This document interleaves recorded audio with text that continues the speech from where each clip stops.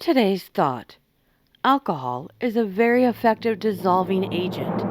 It dissolves families, marriages, friendships, jobs, bank accounts, and neurons, but never problems. Author unknown. Proverbs 20.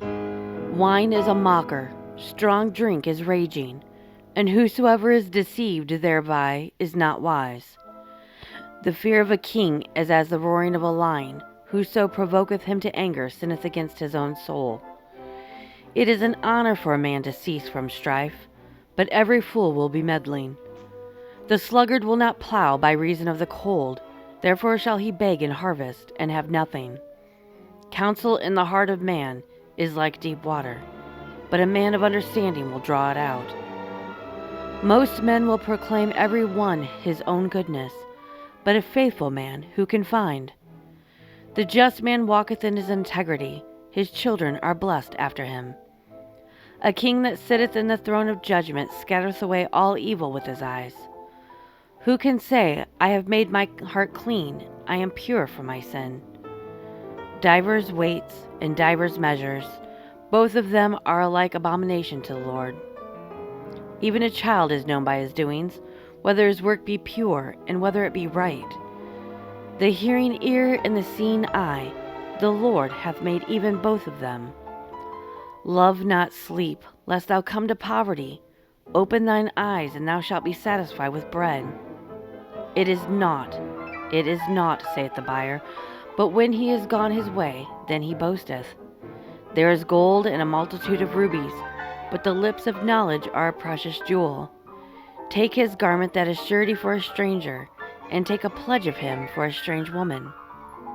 Bread of deceit is sweet to a man, but afterwards his mouth shall be filled with gravel.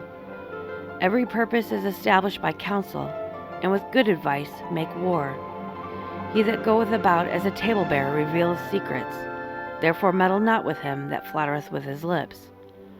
Whoso curseth his father or his mother, his lamp shall be put out in obscure darkness.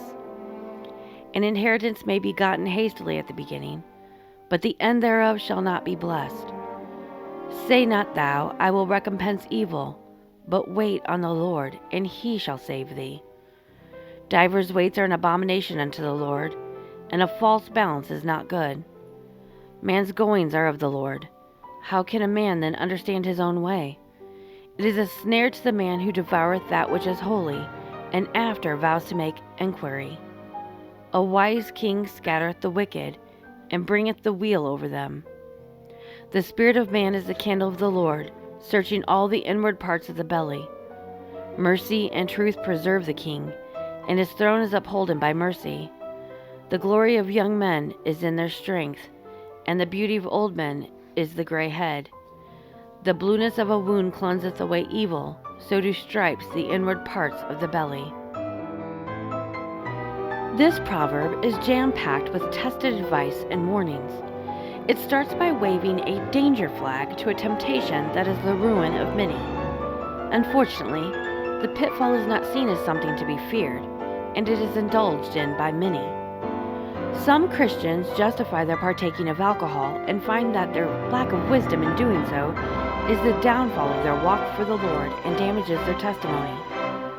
Much is said in the Bible about the dangers and effects that alcohol will have on one and his Christian testimony. Indulgence in alcohol is never recommended in God's Word. Its use is usually negatively spoken about. Here are some reasons why a Christian should avoid alcoholic beverages. Alcohol is dangerous. Even wine is likened to a poison that will ruin one's life. Proverbs 23:31-32 says, Look not thou upon the wine when it is red, when it giveth his color in the cup, when it moveth itself aright. At the last it biteth like a serpent, and stingeth like an adder. Alcohol should not be drunk by a wise person. Proverbs 21 says, Wine is a mocker, strong drink is raging, and whosoever is deceived thereby is not wise. Wine's influence will make one mock or deride others. Strong drink will often make one loud and cause him to show his anger. Alcohol will increase one's problems and affect one's health and mental stability. Proverbs 23:29-30 says, "Who hath woe? Who hath sorrow? Who hath contentions? Who hath babbling? Who hath wounds without cause? Who hath redness of eyes? They that tarry long at the wine, they that go to seek mixed wine." Alcohol will control a person and affect one's thinking and discernment. Isaiah 28:7 says, "But they also have erred through wine, and through strong drink are out of the way. The priest and the prophet have erred through strong drink. They are swallowed up of wine, they are out of the way through strong drink. They err in vision, they stumble in judgment."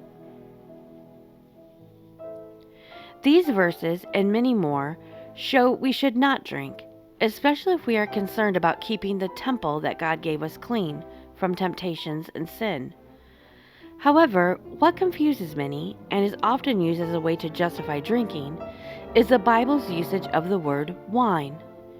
In the New Testament, the word is used to describe both alcoholic and non-alcoholic wine. The Greek word oinos is used to reference fermented and unfermented wines. The context of the verse usually reveals which type of wine it is referring to. What is non-alcoholic wine? We call it grape juice. Sometimes the Bible refers to it as new wine. Understand that in biblical days there was no refrigeration and that it was hot, which would quickly ferment the new wine. To keep this from happening, the new wine was often simmered so that the water would leave the wine. What would result would be a thick grape syrup that would keep for a long time. It also was called wine. Before it was drunk, water would be added to it again.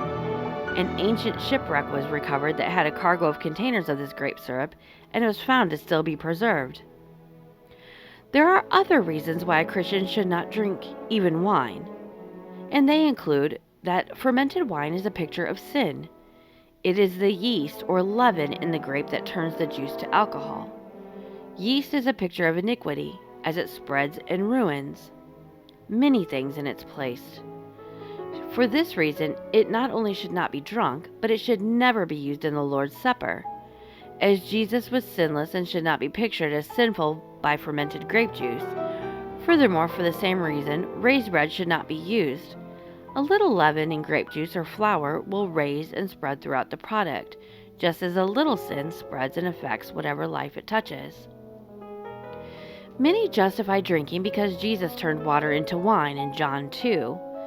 It was not alcoholic wine he changed from water, because if he did that, he would have been serving alcohol that would have earned him God's woe rather than God's approval on his life.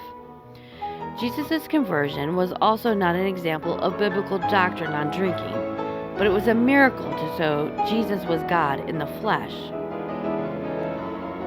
Alcohol is often a gateway to other sins. One sin usually leads to others, and alcohol is no exception. Proverbs 23:33 tells us, "Thine eyes shall behold strange women, and thy heart shall utter perverse things."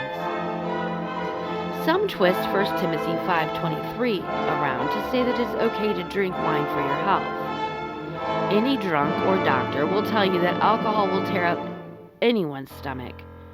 Alcohol irritates one's digestive system, including the stomach, causing it to produce too much acid. This can lead to gastritis, stomach pain, vomiting, diarrhea, and even bleeding.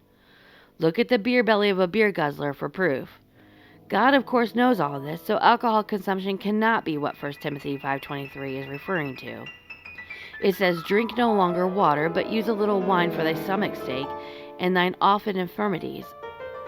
I read that to get the good chemical in wine that is supposed to help one's health, that many bottles of wine each day would be drunk.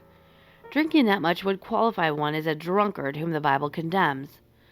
A better choice for their stomach's health would be to eat grapes or to drink grape juice. But what is drunk? How many drinks does it take to be drunk? An excellent answer to this question is from Jim Jorgensen in Should I? He wrote, "Perhaps you would say it would take 6 beers to make me drunk. If you only drink 1 beer, then you are 1/6 drunk. you are 1/6 less able to serve God than you are before drinking. Christians are to be led and guided by the Spirit of God, not the spirit of drunkenness. Interestingly, the old-time drunkards knew that drinking was not of God, and the wrong spirits influenced users of it. To prove that, look at a bottle of booze, and it will still be identified as 50%, or another number, spirits. Drinking it leads one to follow the wrong spirit, and it will not be the Spirit of God. A Christian should be Christ-like, as the name implies. He should not even be close to the edge of the godless world from which he was saved. He should be as far from temptation and sin as he can get. One cannot lose his salvation, but one can lose his Christian testimony and be ensnared by one, if not many, of the same pitfalls the unsafe fall into when they indulge in alcohol. All lose when they drink booze. Ephesians 5:18, and be not drunk with wine, wherein is excess, but be filled with the Spirit. Thanks for watching. Until we meet again, may the Lord continue to bless and guide you.